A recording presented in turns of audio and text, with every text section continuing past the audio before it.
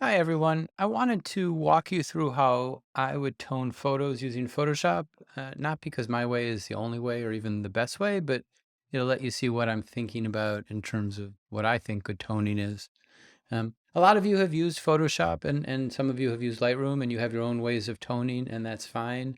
I'm really only concerned with results. So if you have a different method that gets you to the right place, that's great. Some of you have learned how to edit using layers, which you can save, and that allows you to go back later and make changes to images. If you're editing the way I'm going to show you, once you've saved the file and quit Photoshop, those changes are permanent. Um, my way is really designed for my years as a newspaper photographer, and it's really designed to be quick and easy rather than probably the sort of best practice way of doing things. But again, whatever works for you. This isn't a Photoshop class. You can take an entire class in learning Photoshop, and there's a lot to learn. This is really about using Photoshop to help our photography. Um, that said, a couple of best practice things. You should always be working on a copy of your original, especially if you're shooting JPEGs. You know, you make some changes, you save the picture, you come back a day later or 10 years later and you wish you had done it differently. You want to have that original untouched file to work on. So best practice is you go out and shoot an assignment, you download everything, you put it into a folder called RAWs, and you're going to submit that to me so I can see everything that you do. And then you're going to pick out your favorite photos to tone, make copies of them, put them into your toned and captioned folder, and work on those. And that way, if you make a mistake at any step along the way, you can come back to it. One advantage of the DNG file, if you're using those in your Lightroom mobile app, is that by default, you're always working on a copy. But I would still recommend copying that DNG. It's just good practice to have an original, sort of untouched. If you remember film days, it would be the box of negatives in a drawer somewhere. That's what that raw folder should be. Okay, so I'm going to go through this pretty quickly, and I'm only going to use Photoshop just because I don't want to take up a feature-length film amount of your time also doing this in Lightroom. But what I'm going to talk through in terms of what I'm looking for can be done for the most part in Lightroom as well. So I've got, these are the 6 images you guys worked on for your assignment. You'll notice the first 5 are all JPEGs, and you can see that at the ending. And the last one is a DNG, and I'll show you kind of the differences with that. The end result for you should always be JPEGs. So whatever you've shot, the last thing you do is save your photo as a JPEG, and that's what you're turning in as your tone photo. And that's because JPEGs are universal. You can post them into the Canvas discussion. You can send them to friends. You can send them to me. Everyone can look at a JPEG. Not everyone is going to be able to look at a DNG file, and the internet won't support that. So if you upload it to a browser or something, it's not going to work. So that's where we are. I'm using a program called Photo Mechanic that just lets me show you guys the photos here, but you can see we got this cookie photo, the veggies, this guy in front of a store, dune buggy, barn, and the man in black. So that's how we'll think about them. And really the first thing to do is just kind of look at the photos and think about what you're going to want to do. I look at this photo and it just looks, the color looks off. You can see the shadows are kind of green, kind of yellowish. This plate, I happen to know is white, doesn't look white, just doesn't look very good. In terms of cropping, you could crop in and get rid of all the distraction. You could leave it the way it is. One person cropped in just in on the cookie. They must not like chocolate cake. The fruits and vegetables, again, we're looking at color and tone. I'm noticing things like this little bit of edge of the board down here. I would fix that when I crop it. Colors look pretty good. They look pretty natural. It looks a little flat to me, so we can work on that. This photo is, to me, the color's off. A little bit greenish, yellowish, but I like the full range of detail, and this is something I'll come back to a lot. Most photos look best when there's a full range of detail, so that the brightest areas inside the shop, you can see the texture of the wall, you can see the texture inside this photo. You know, the only areas that are really pure white are the light bulbs themselves, and that, you know, I think that's okay. But you want as much detail, as much range of tone from light to dark without losing a lot of that detail. Um, we got this guy in a dune buggy. Color's a little bit off to me. The sand looks a little bit kind of flat, not as warm as sand normally looks, and he definitely is on sort of the purple side. Now there's a lot of purple in this photo, so we'll have to play around with that. And then we've got this. The big takeaway from this one, I think, is that it's tilted. So a lot of you figured out how to fix that, and I think that's a really important decision to make for this photo. The lines of this photo are really important, the horizon, the verticals of the barn, and I think by straightening it, you emphasize that. A lot of people played with this in different ways. Some of you really brightened the sky, which is okay. But obviously there's the moon here, and keeping that moon, I think, is important if you can. And then lastly, we've got this guy outside. The thing I noticed when I shot it is that he's wearing all black, and he happens to be at this moment in the shadows. It was his best sort of body language, but it was not the best place for him to be because it's really hard to see him. So can we keep um, some detail in him? Can we even brighten him up without letting the background get even more blown out? So let's get started. I'll select all of these. I'll open them up. So now they're opened in Photoshop. I'm actually going to come back to this one last. So you can see this opened differently, and that's because this is a DNG. So we'll come back to this one. So we've got these JPEG files. Sorry, I managed to have lost the cookie. There we go. There's the cookie. And again, you could choose to crop it. I'm going to use hotkeys when I do this, but all of these tools have keys associated with them. So the crop tool, you can see, has a little C. The letter C takes you right to that tool. And I can decide that I want to keep it a square the way it was shot, or I can clear that and make it any shape that I want. So those are decisions that you'll make, and that's going to be based on aesthetics, or might be based on what you need for a project. Maybe you need your photos to be square, for example. So original ratio or square, the same. And now when I crop it, you can see it comes in as a square. So a lot of people crop the photo this way. That's fine. I sort of like seeing the whole shape of the cookie, so my inclination would be probably to not crop it so much. And after you've cropped it the way you like, you can just, oops, you can see I've got the edge up here. I'll come in just a little bit. Just double click, and now the photo is cropped. And I'm looking at this photo, and again, I want to check brightness and color. Those are the first things. So I'm going to use levels, image, adjust, levels. There's some other ways to do it, brightness, contrast, curves, whatever you're used to, but levels is the way the tutorial is based on. And I'm looking at this visual of the histogram, this distribution of brightness, and you can see it's spread out pretty far, which is what you want. You want your brightest areas being close to the edge, but not touching the edge. And you want your darkest areas that way too. If you add what I think of as pop to a photo, it makes it contrastier. And I think, on the surface, maybe more pleasing. It certainly jumps out at us, and you certainly see this. It's certainly, I think, still the fad sort of on Instagram to have photos that are really saturated and pop. If I bring up levels again, you can see these spikes on the sides of the histogram. Those are areas that are now pure black or pure white and are lacking detail. And I think, in general, most of the time, we don't want that. We really want detail in the important parts of a photo. There are exceptions. A silhouette would be an exception for sure. So an important tab up here is the History tab.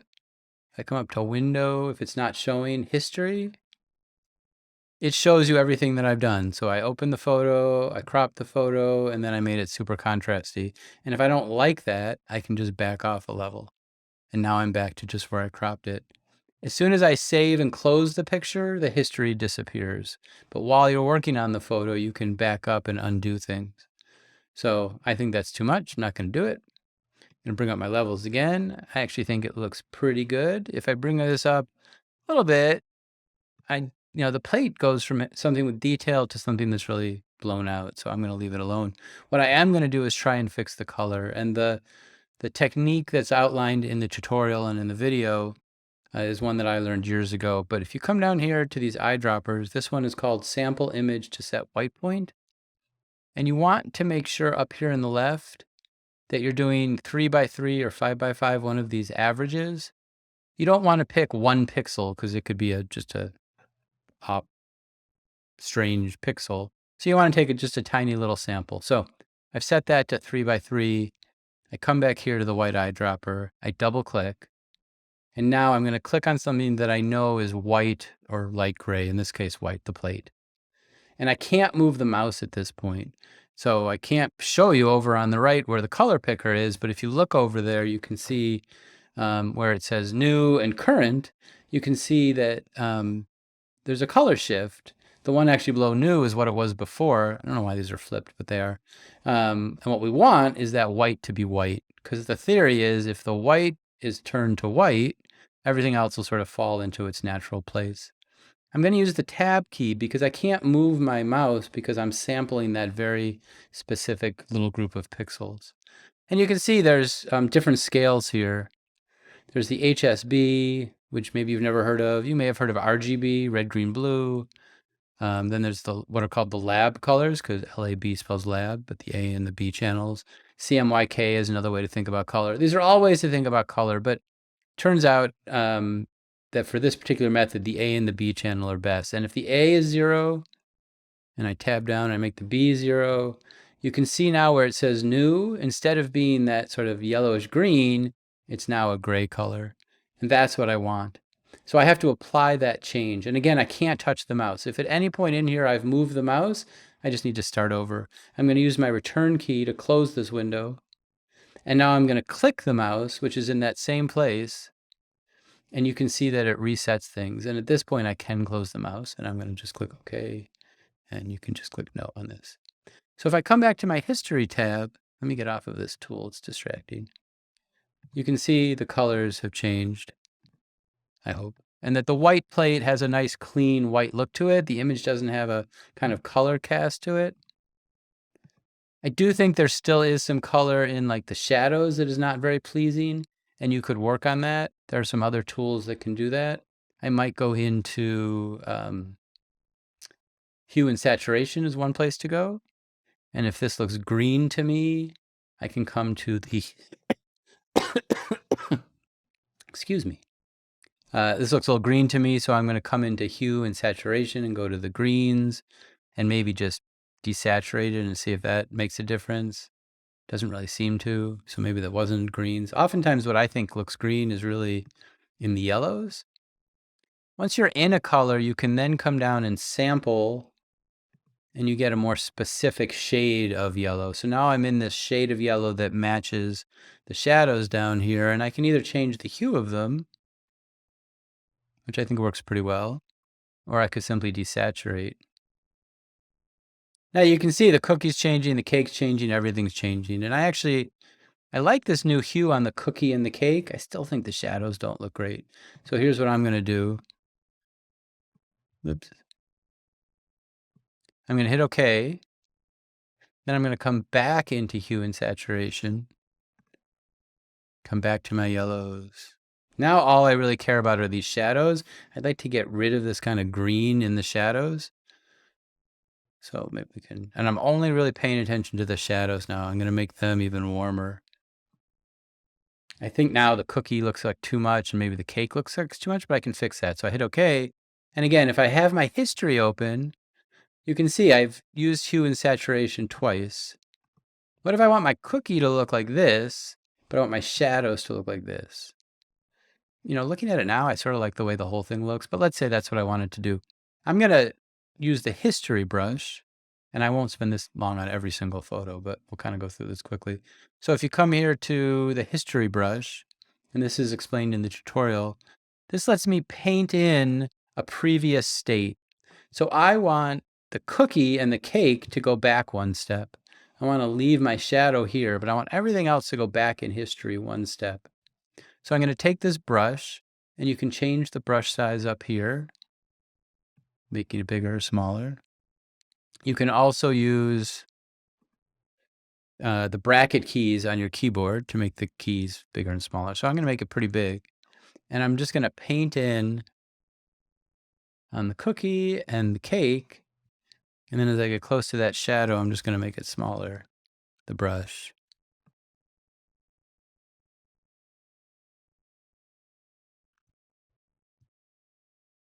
And yeah, that's sort of a place I would probably consider pretty good, considering all the conditions. And if I go from where, this is where I cropped it, this is where I started after I cropped it, to where I ended, I think we'd all agree it looks more natural and looks better. right? We could all tweak this. We might like it a little brighter, a little darker, a little this, a little that. But I think you kind of get, I hope, the idea. The colors to me look more natural. That cookie looks more appetizing. I've gotten rid of the distraction of this green shadow. I think everything looks better. At that point, if I were done, I would save this and rename it. Some of you, I think, are going to export, and that's a mistake. Because when you export, you don't carry the caption over. So actually, before I save this, I would caption it. So under File, File Info, the caption has to go in this field called Description. If you're in one of these other tabs, you won't see it. Make sure you're in the Basic tab, and your caption goes here. And we'll talk about how you write a caption in a couple of lessons. But a couple of people put your captions down here in the keyword. That's a mistake. Some software won't see it. Editors won't know to look for it. You really want your caption up here. So when your caption was done, then you would come up and you would not use the export function because that gets rid of the caption. You would use either save as or save a copy. So save as, and this is where you would give it a name. So it would be your name. This is a Photoshop assignment, and it's my first picture. So maybe I would save it something like that. I would make a folder called Toned and Captioned, and that's where it would go. If you've done this right, you've already made that folder and you've already got your photo in there. You could choose to rename it at the very beginning or do it at the end, and then you'd have 2 copies of it, whatever kind of works for you. Yeah, so I would save it, pick the maximum quality. You might as well save the best image you can and hit OK. So that one's done. So let's, sorry, Letitia, I was looking at your photos. Let's bounce down. So again, I'm not going to spend as long on this. The big issue here for me is this little bit of the board. I think it's distracting having it come off. So I'm going to use the crop tool. I'm going to probably clear it because I don't want to keep it square. Maybe I do. And I might even rotate it because it's a little bit of an angle. There's a couple of ways to level things, but if you come to the crop tool and you come right out to the edge and click, you can then kind of turn things the way you want. And then click. So quick and easy, I've gotten rid of that, what I think was a distraction in the cutting board. Now I'm going to bring up my levels. And you can see in this case, there's this gap. And this means the brightest area of the photo is not as bright as it could be. It only reaches close to that. And you can see, I think that's partly why the photo feels a little sort of flat and lifeless. So I'm going to drag this up. And I'll describe a little trick to you. If you hold down the Option key, I think it's the Option key, yeah. If you hold down the Option key while you do this, you can see the screen is totally black. And as I drag it up, it starts to show me areas that are losing detail.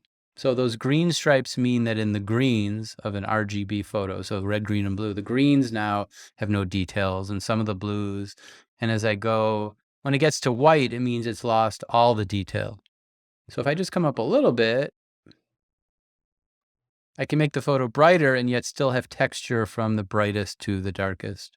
And I'll hit OK and show you that. So before, and it's subtle, but I think it adds some life to the photo. Now you could go further, and I do this sometimes, and I like to hold down the Option key and see, like, maybe I don't mind having a little bit of this blown out, right? Only the green of the board is missing detail, so you can still see the texture of the cutting board, and you're starting to pick up some life in the knife, and everything else looks good. Some of you darkened this corner, that's fine too. So different ways to think about this. I'm not going to bring down the shadows anymore. A lot of you made your photos very contrasty. And to me, I think you're losing the richness of a photo when you can't see detail in the texture of the handle of the knife or in the shadows or that kind of thing. So I'm going to leave that alone. And then in terms of color, there are different ways to fix color. The simplest at this point would be adjustments, color balance, right?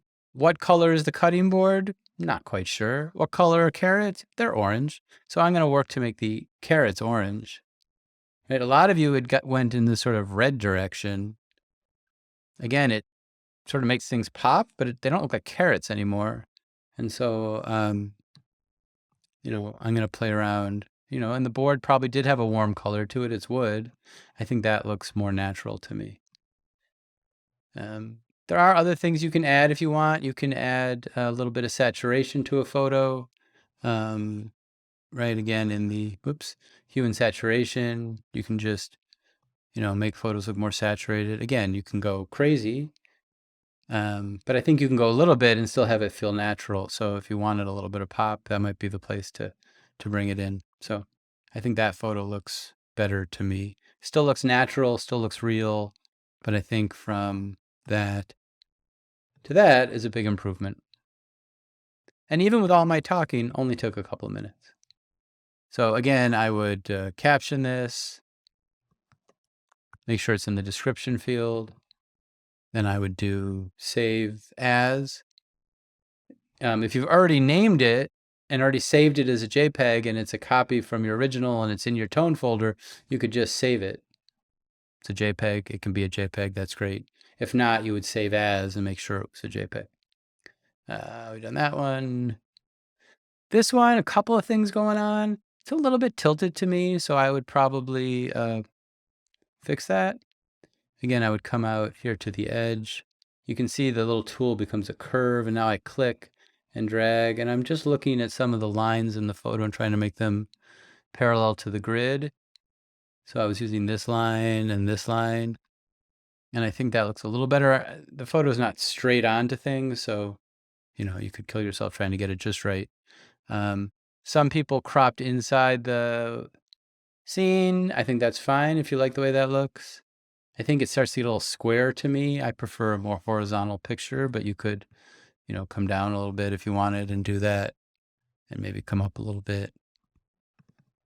Generally, when people in shorts, if you've got their bottom of their legs, you don't crop in the knee, you stay below the knee. So anyway, different options for this.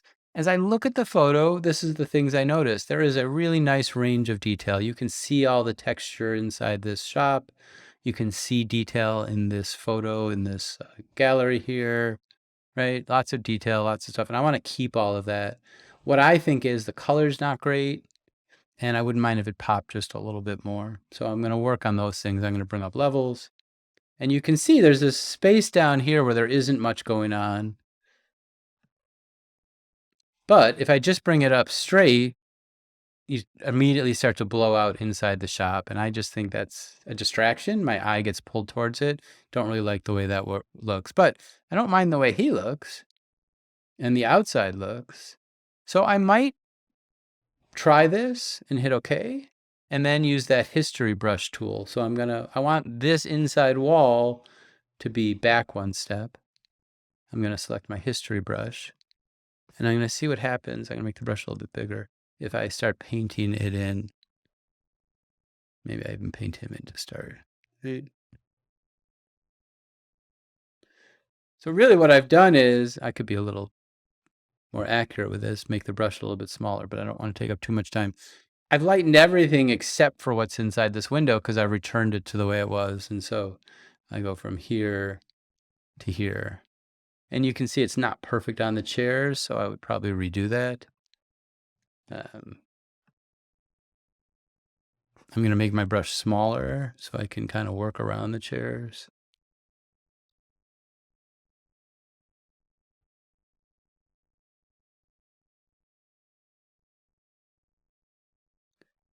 Right? The goal of good toning most of the time is that the toning isn't noticeable, that you're not looking at the photo going, oh, look what he did or she did to the photo. It's, oh, look at the photo. There are exceptions. There are sometimes where you really are drawing attention to the technique, but usually not.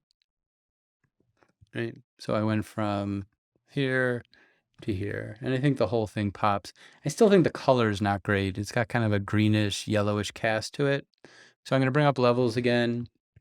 I'm going to try and set a white. I mean, I'm assuming this frame is white. I'm just looking for things that might be white.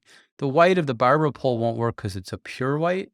You need something that has a little bit of tone to it. If you knew the sidewalk was gray, that would work too. So maybe we'll try that. So I double click on the white eyedropper. I click on something I think is gray. Now I can't move that eyedropper, so I'm going to use the tab key. I'm going to tab to A and change it to 0, B and change it to 0. Then I'm going to hit the return key and click. Yeah, and now I can close this out and hit OK. And you can see before and you can see after. And I think this looks much more natural. I just think his skin tones look more natural. I think everything, the whites got cleaned up. It's not perfect inside this store. These lights are casting their own color. But I think inside the barbershop it looks natural because it's getting a lot of window light. I just think overall this is much improved. So I would probably stop at this point on this image. You could keep messing with it, but I won't. But you can see where we started. We cropped. We played with levels, and then we got to here. So we really went from here to here. And I hope, we all agree it looks better. Maybe not perfect, but definitely improved. So, and then again, I would caption this and save this and move on. So we got our dune buggy guy. I liked a couple of people found different ways to lighten up his face. I think that's helpful because that's really where you want us to be looking. And I think the overall color is a little bit funky. So I'm going to, and you could crop it if you want it, but I won't in this case. Bring up levels. I can pull everything up just a little bit, and then I hit OK. And then I'm going to come back to levels, and I'm going to try and set a white. And I'm thinking this strap might be gray. So I'm going to select that, tab over, turn the A to 0, the B to 0, hit return, and click. It got rid of some of the color cast. When I talk about a cast, I mean sort of an overall color to something. I think the sand looks a little more neutral. The whole thing looks a little bit on the cool side. So I might play with that now. I might come up to image, adjust, color balance. What's going to warm this up? Yellows and reds. So we can try just a little bit of yellow.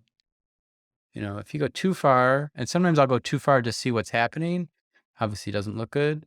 So how far can I back it off and get to something that looks nice? And you can see what we thought was blue, right? The opposite of blue is yellow. And so adding yellow really, I think, helps that. But it starts to shift to the green pretty quickly. So we just want to put a little bit in there. And then maybe we take out some green, put in a little red, a little more yellow. And I'm making very small changes. But to my eye, his skin looks more natural. He looks more alive, right? I have no idea what color these raincoats are, these plastic bags are. I don't really know what color the sand is, but I know what skin looks like. And so if people look natural, that's what I'm most concerned with. And I think this helps the overall scene. And the last thing I would do is brighten him up. You can use the dodge tool for sure, but you need to be careful about the dodge tool because it can be really noticeable. A technique I like to use is to use the history brush in conjunction with brightening something. So I'm going to bring up levels. Actually, I'm going to bring up curves because that's what I would normally use. Curves is just another tool that lets you do sort of the same thing, but instead of just a white, a gray, and a black dot that you can, or slider, you've got this whole curve from blackest to whitest that you can play with. So you can play around with things. So I can brighten up sort of the middle range here of tones. And if I thought I wanted the background to stay dark, I could come to the history brush and paint that back in. And again, those of you who are used to working in layers are probably screaming at me, why wouldn't I create a layer for all of this? And you certainly could. But where I come from in the newspaper business, we just didn't have time, and I've never gotten used to doing it that way.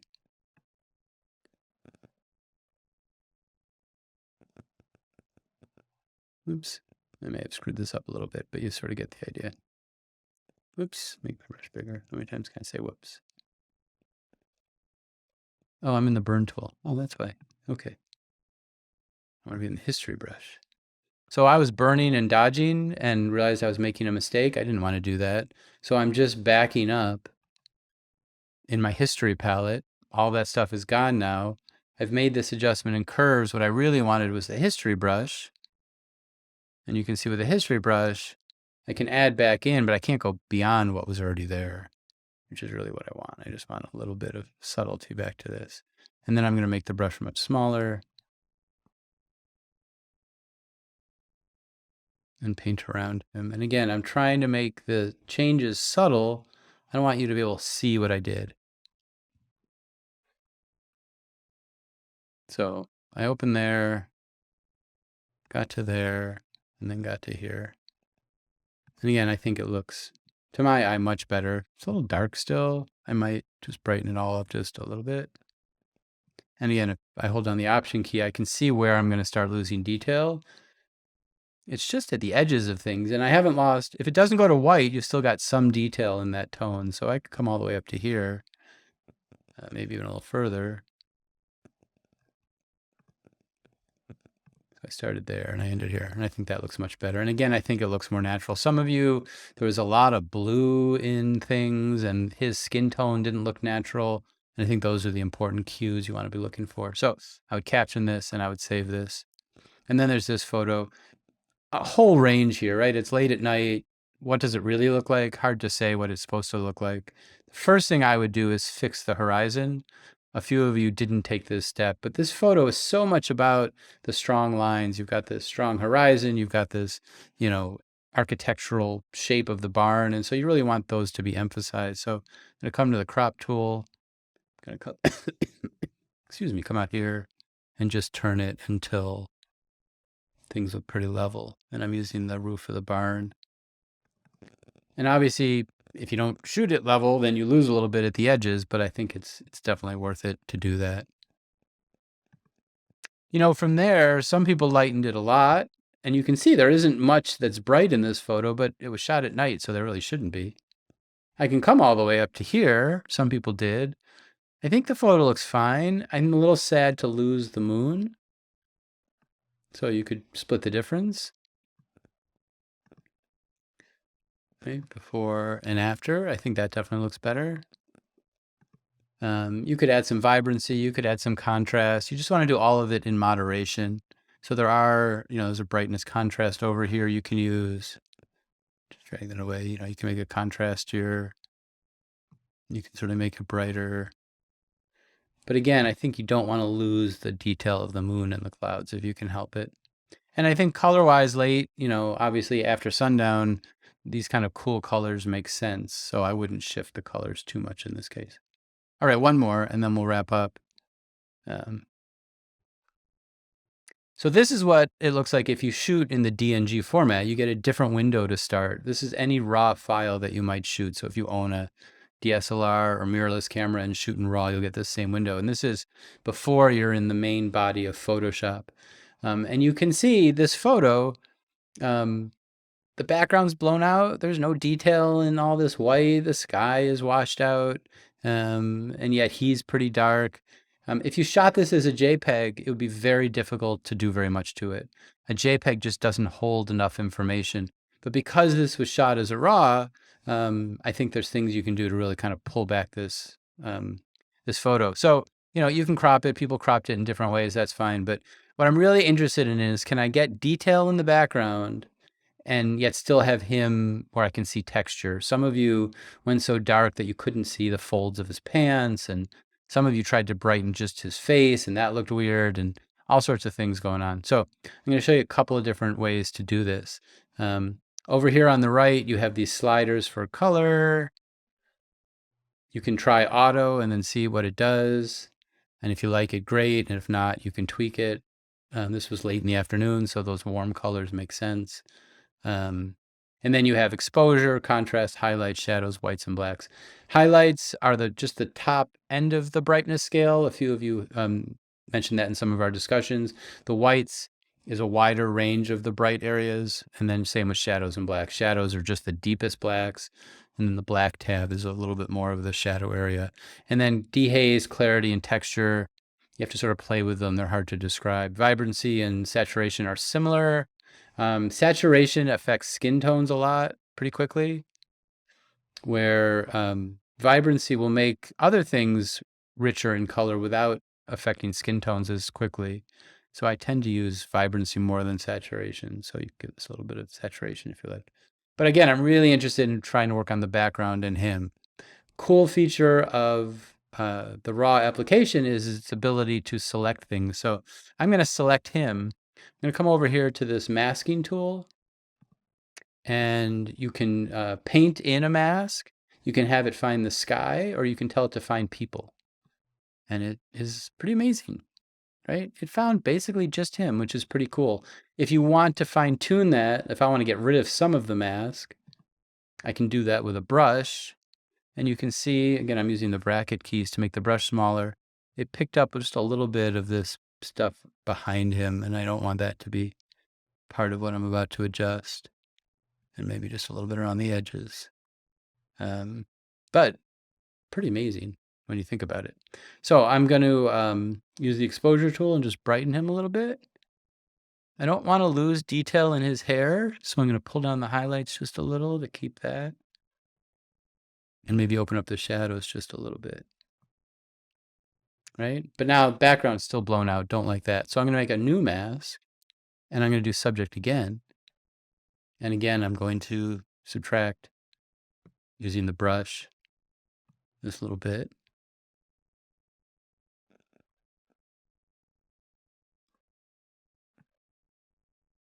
But then what I'm going to do, mask 2, these 3 dots, I'm going to invert it. So now it's selected everything but him. So I lightened him, and now I can darken the background.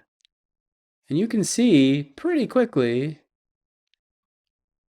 and I think in a really natural way, the raw format has all this detail in the buildings, in the whites over here. This thing disappears whenever you make a change. So I'm going to pull down some of the highlights. And again, it's not affecting him. It's just affecting what's behind him. Right? So not 100%. There's still these little blown out pieces. But overall, I think it looks pretty amazing. And then I might try one more time just on the sky. So I'm going to create a new mask. I'm going to let it find the sky for me, which again, it does in a pretty amazing way. And I'm just going to make that a little bit bluer. Again, I don't want to go to any extremes, right? This looks to me like an Instagram filter, but does not look natural. So just a little bit of blue because it was a blue sky. And it's a nice contrast against the warm colors. I could play with this some more. There's some other interesting tools in here. I like the, so if I come up here to the basic tab, back to this, where all of my kind of basic controls are, and I scroll down under effects, there's a vignetting tab, which again, if you use to the extreme, I would never do. But I do like sometimes just putting a couple of points on because I think it helps draw our eye to the center of the frame. At the point I think I'm pretty close to being done, I'm going to click open. And now I'm back in my standard Photoshop space. And I could continue to tweak things if I wanted to. But if I were to open the original again, and I forget how to reset things quickly, so maybe I shouldn't do this. I wanted to sort of show you before and after.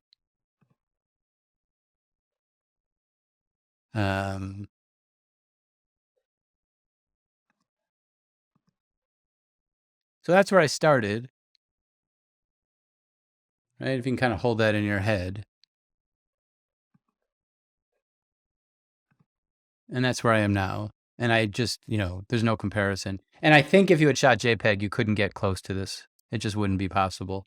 The JPEG file doesn't hold all this information in it. So really a great reason to think about shooting JPEGs. You could certainly go in and tweak this some more if you wanted to. I'm not sure what else I would do to it. I might crop it different ways. Some of you cropped out this stuff on the side, which makes sense. Some of you tried to get rid of the shadow of me. But in terms of toning, I think this is really pretty impressive. So again, at this point, you would caption in the description field, right? Hit OK. And at this point, because it started as a RAW file, it's what we call 16-bit, and JPEGs have to be what are called 8-bit. And that's one reason JPEGs don't have as much information, but at this point, it's fine to save it as a JPEG.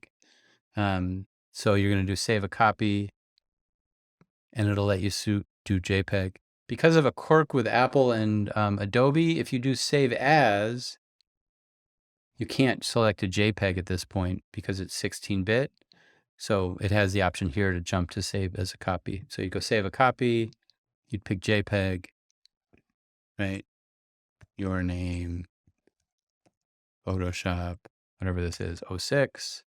It's a JPEG now. You'd hit save, 12, and you'd be done.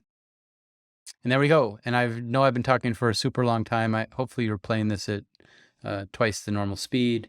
But if you have any questions about Photoshop, or if you want to try to do this in Lightroom, almost everything I did could be done in some way, shape, or form in Lightroom as well. Yeah, go for it. Ask me if you've got questions. The key takeaway, if you're still listening, is we're aiming for natural looking photos. We're looking to take pictures that have a full range of tones and then using Photoshop to make, or Lightroom to make any tweaks that we need. The taking part is important. There are some things you can't fix. If you shot with really bad light outside, you can't get good light. But obviously there are things you can do to improve a picture. And I think this is a really good example of that. So let me know if you have questions. Sorry to talk so much, but I'm hoping this was helpful.